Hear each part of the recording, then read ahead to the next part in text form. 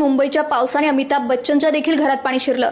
गरिबांच्या घरे मोडलीत, सुरक्षित मजले नसल्याने काहींनी टिनाच्या पत्र्यावर छत्र शोधले, तर काहींच्या डोळ्या देखत त्यांचं घर पत्त्यांसारखं कोसळलं। आणि ही अवस्था फक्त मुंबईची नाही, आज महाराष्ट्रातील प्रत्येक शहराची सारखीच अवस्था झालेली आहे। आणि याचं कारण आहे महाराष्ट्रातील नेत्यांची उदासीनता आणि त्यांची चुकीची धोरणे। मुंबईत अजूनही ब्रिटिशकालीन ड्रेनेज व्यवस्था आहे, जी 25 mm पावसासाठी सोयीस्कर होती।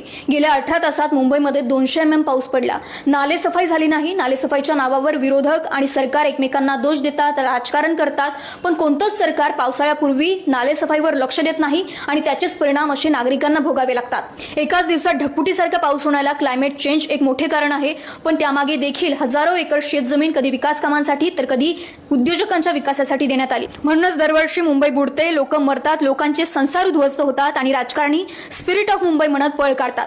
पण मुंबई बुडवणारं हे पाणी नाही, तर राजकारण्यांनी तयार केलेलं भ्रष्टाचार।